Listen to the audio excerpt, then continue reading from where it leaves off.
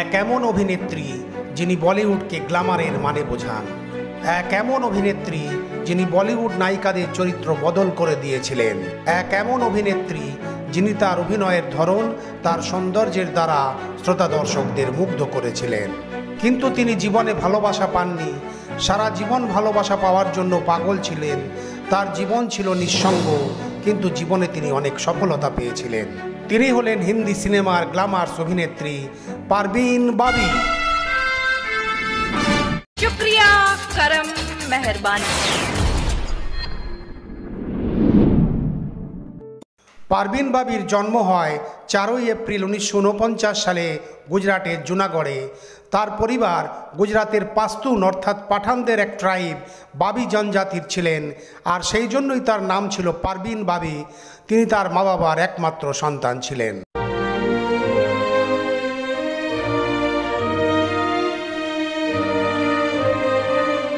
পারভিন বাবির বাবার নাম ছিল বালি মোহাম্মদ বাবি আর মায়ের নাম ছিল জামাল বাক্তে বাবি। পারভিন বাবির জীবন ছোটবেলা থেকেই নিঃসঙ্গ ছিল। যখন তার বয়স মাত্র 10 বছর তখন তার বাবার মৃত্যু হয়। একমাত্র সন্তান হওয়ার কারণে তিনি একলা থাকতেন, শুধুমাত্র মা আর মেয়ে।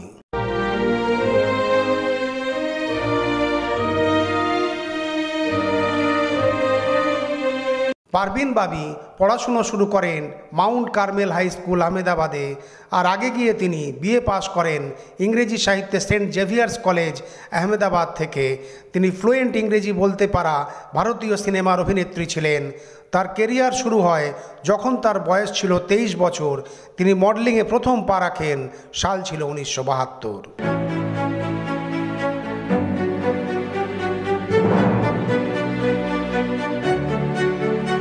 সেই বছরই তার উপর নজর পড়ে সেই সময়কার খ্যাতনামা ফিল্ম নির্মাতা নির্দেশক বি.আর. ইশারাজির, আর তিনি পারভিন বাবিকে দেখতেই থাকেন। সেই সময় পারভিন বাবি মিনি স্কার্ট পরেছিলেন, তার হাতে ছিল সিগারেট। তার আন্দাজ দেখে বি.আর. ইশারাজি ইশারা করেন আর বলেন, তুমি আমার ছবিতে কাজ করতে চাও? আর পারভিন বাবি রাজি হয়ে যান, আর প্রথম ছবি সাইন করা হয়। আর সেই ছবির নাম ছিল চরিত্র, যেটা 1973 সালে এসেছিল। আর এই ছবিতে তার হিরো ছিলেন ক্রিকেটার সেলিম দুরানিজি। কিন্তু এই ছবি বক্স অফিসে সুপার ফ্লপ হয়। কিন্তু রূপালী পর্দায় বোল্ড আর সুন্দরী অভিনেত্রী পারভিন বাবিকে দেখে সবাই তার দিবানা হয়ে যায়। তা ফিল্মের নির্মাতা হোক অথবা নির্দেশক হোক অথবা দর্শক, তার ওয়েস্টার্ন লুক সবাইকে দিবানা বানিয়ে দেয়।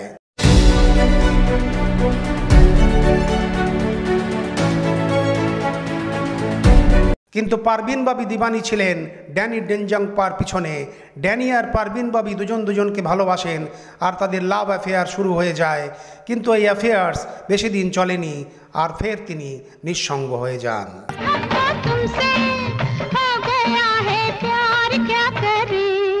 এরপর তিনি নিজের কেরিয়ারের দিকে মন দেন, আর তারপর আসে তার জীবনের সুপার ডুপার হিট ফিল্ম, যাতে তার হিরো ছিলেন অমিতাভ বচ্চন।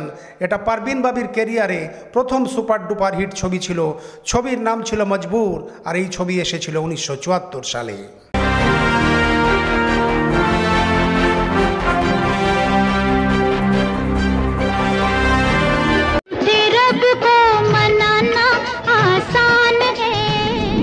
এরপর 1975 সালে ফের পারভিন বাবি অমিতাভ বচ্চনের সাথে দিবার ছবিতে কাজ করেন, আর এই ছবিতে তার অভিনয় শ্রোতা দর্শকদের মুগ্ধ করে।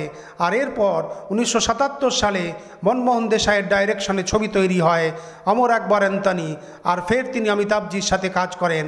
এর মধ্যে তিনি কালাপাত্থর আর সোহাগ ছবিতে শশী কাপুরের সাথেও কাজ করেছিলেন।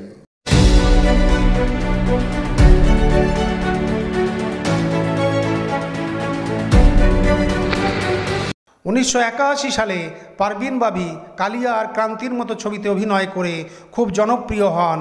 তার ড্যান্স দেখে সবাই দিবানা হয়ে যায়। ক্রান্তি ছবির এই গান কেউ ভুলতে পারবে না। এই ছবিতে হেমা মালিনী থাকা সত্ত্বেও তিনি তার অভিনয় দক্ষতা আর ড্যান্সের দ্বারা সবাইকে মুগ্ধ করেছিলেন।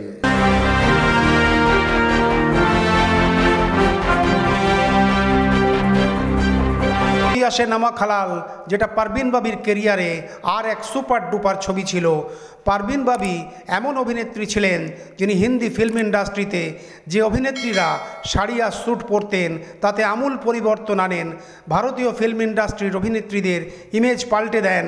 তিনি দেখিয়ে দিয়েছিলেন যে হিরোইনরা বোল্ড আর গ্ল্যামারাস কীভাবে থাকবেন, আর বোল্ড আর সৌন্দর্যের পরিভাষা বদলে দিয়েছিলেন।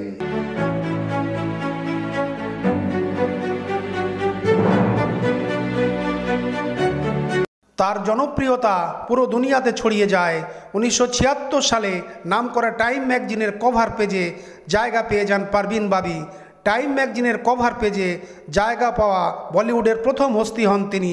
পারভিন বাবির আগে দূর দূর পর্যন্ত কেউ ছিলেন না যিনি টাইম ম্যাগাজিনের কভার পেজে নিজের উপস্থিতি দেখান।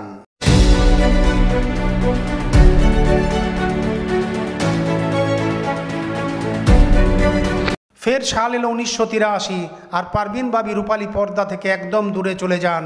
তিনি আমেরিকার ক্যালিফোর্নিয়াতে গিয়ে ইন্টেরিয়ার ডিজাইনের কাজ করতে থাকেন। তার পিছনে কারণ ছিল তার মনের অশান্তি, জীবনের নিঃসঙ্গতা আর ধোঁকা। কিন্তু সেখানে গিয়ে তিনি মানসিক রোগে আক্রান্ত হন। একবার জন এস কেনেডি ইন্টারন্যাশনাল এয়ারপোর্টে যখন তিনি ট্রাভেল করছিলেন, তখন এয়ারপোর্টের আধিকারিকরা তার পরিচয় জিজ্ঞাসা করেন। তখন তিনি তার পরিচয় দিতে পারেননি। সেই কারণেই তাকে হাতকড়ি পরিয়ে এমন একটা ঘরে রাখা হয় যেখানে আগে থেকেই কিছু মানসিক রোগী ছিলেন। তখন ইন্ডিয়ান এম্বাসি তাকে সাহায্য করেন আর এই সমস্যার সমাধান হয়।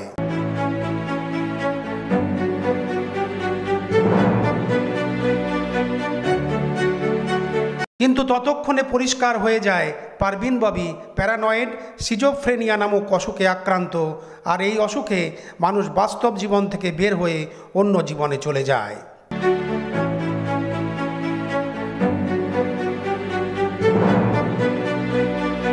পারভিন বাবি তার এই অসুখকে গ্রাহ্যই করেননি, আর 6 বছর পর 1989 সালে তিনি ভারতে ফিরে আসেন। আর ভারতে ফিরে এসেই তিনি অমিতাভ বচ্চনের উপর কেস করে দেন, আর কোর্টে গিয়ে বলেন অমিতাভ বচ্চন আমাকে মেরে ফেলবেন। আর তখন কোর্টের বিচারক বলেন আপনি এর প্রমাণ দিন, কিন্তু তিনি প্রমাণ দিতে পারেননি, কারণ পারভিন বাবি মানসিক রোগে আক্রান্ত ছিলেন।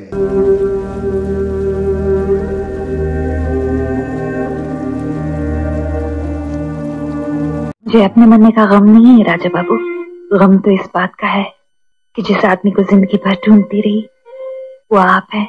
1979 সালে এক ম্যাগাজিনের ইন্টারভিউয়ে পারভিন বাবি বলেছিলেন অমিতাভ বচ্চন এক বড় গ্যাংস্টার, আর তার গুন্ডারা আমাকে এক নির্জন টাকুতে নিয়ে যায়, আর সেখানে আমার কানের পিছনে অপারেশন করে এক ট্রান্সমিটার লাগিয়ে দেয়। সব সময় তিনি ভাবতেন কেউ তাকে মেরে ফেলবে, আর সেই কারণে প্রেস আর অন্য লোকেদের থেকে দূরে থাকতেন। যদিও কারো সাথে দেখা করতেন শুধুমাত্র জুহুর ফ্ল্যাটে, আর সব কথা টিকটাফোনে রেকর্ড করতেন। নিজের চিন্তা ভাবনা, নিজের কথা সব কিছু রেকর্ড করতেন।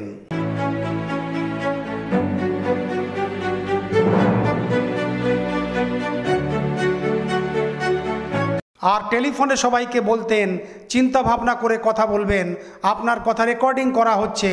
ডেট টাইম সব কিছু তিনি রেকর্ডিং করতেন। মৃত্যুর কিছুদিন আগে পারভিন বাবি নিজের ঘরে ক্রিসমাস ডিনার দিয়েছিলেন, যাতে 7 জন অতিথি এসেছিল তাদের নামও তিনি টিকটাফোনে রেকর্ডিং করেন। আর এই সব রেকর্ডিং আজও মহারাষ্ট্র সরকারের কাছে সুরক্ষিত রাখা আছে।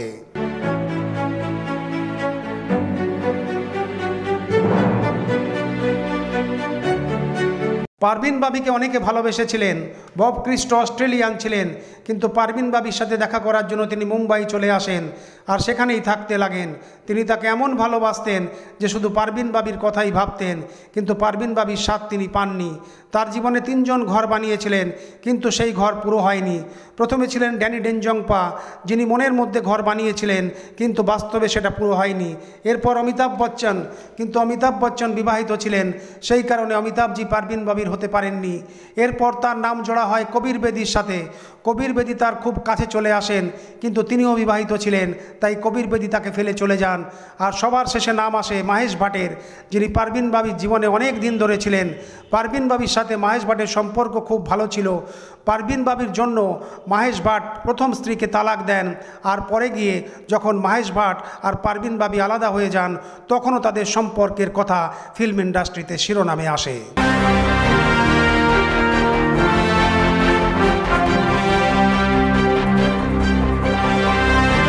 মাহেশ ভাট পারভিন বাবির কথা বলতে গিয়ে বলেন, যেদিন পারভিন বাবি মারা যান সেদিন আমি বুঝতে পারি যে সে আমার মনের মধ্যে সব সময় বেঁচে আছে। পারভিন বাবি মানসিক রোগে আক্রান্ত ছিলেন, সেই কারণে সে এমন কিছু করতো যাতে সবাই অবাক হয়ে যেত। মাহেশ ভাট এক ইন্টারভিউয়ে বলেছিলেন, একদিন যখন তার বাড়িতে গিয়েছিলাম দেখা করতে, তখন তার মা বলেছিলেন, দেখো আমার মেয়ে কি করছে। তখন মাহেশ ভাট ঘরের মধ্যে গিয়ে দেখেন বেডরুমে বেডের এক কোণে দেয়ালের সাথে ঘেঁষে হাতে ছুরি নিয়ে বসে আছেন পারভিন বাবি। যখন মাহেশ ভাট জিজ্ঞাসা করেন, এসব কি করছো পারভিন? তখন পারভিন বলেন, আমাকে কেউ মেরে দিতে চাইছে, এখানে কেউ আছে যে আমাকে খুন করতে চাইছে। এই কথা শুনে মাহেশ ভাট অবাক হয়ে যান।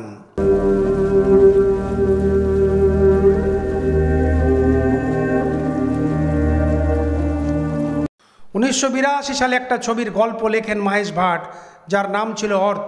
আর এই বায়োগ্রাফি ছিল মাহেশ ভাট আর পারভিন বাবির জীবনের উপর। এরপর তিনি 1906 সালে ফের আর একবার এইরকম ছবি বানান। ছবির নাম ছিল ও লামহে। আর এই ছবিতেও পারভিন বাবি আর মাহেশ ভাটের প্রেম কাহিনী দেখানো হয়। অনেকে বলেন পারভিন বাবি আর ডাইরেক্টর রাইটার মাহেশ ভাটের ভালোবাসা ভেঙে যাওয়ার কারণে পারভিন বাবির মৃত্যু হয়। আর সেই কারণেই পারভিন বাবি একলা থাকতেন আর তার মন খুব খারাপ হয়ে যায় আর তিনি ফিল্ম ছেড়ে দেন আর কখনো বিবাহ করেননি।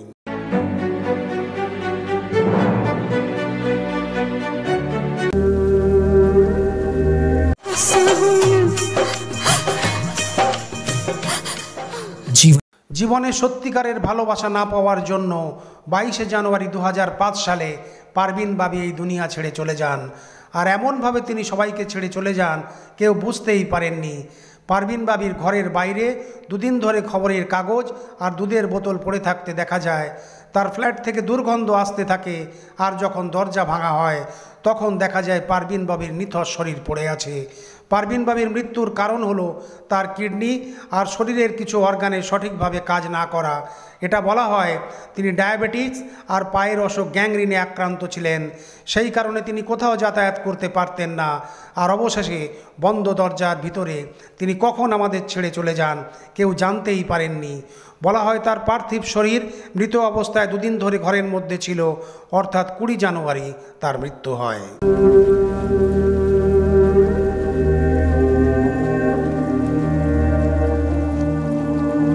পারভিন বাবি মুসলিম ছিলেন, কিন্তু আগে গিয়ে ঈসাই ধর্ম গ্রহণ করেছিলেন। পারভিন বাবি যেতে যেতে অনেক লোকের উপকার করে যান। তিনি তার সম্পত্তির 80% গরিবদের দান করে যান। 70% সম্পত্তি পাঠান বাবি সম্প্রদায়ের গরিবদের দান করেন আর 10% সম্পত্তি ঈসাই সম্প্রদায়ের গরিবদের দান করেন। এক সুন্দরী আর বোল্ড অভিনেত্রীর এইভাবে চলে যাওয়া সত্যি দুঃখের। এই কথা একদম সত্যি।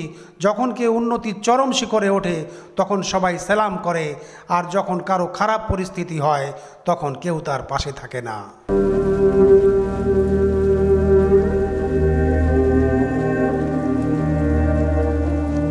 পারভিন বাবি দেখতে খুব সুন্দরী ছিলেন, কিন্তু তিনি সব সময় হাতে একটা ছোট আয়না রাখতেন আর সেই দর্পণে লেখা থাকতো, ইউ আর গর্জিয়াস, আপনি খুব সুন্দরী। নয়নমণি চ্যানেল সালাম করে এই সুন্দরী বোল্ড অভিনেত্রীকে, যিনি ভারতীয় সিনেমার অভিনেত্রীদের চেহারা আর স্টাইল বদলে দেন।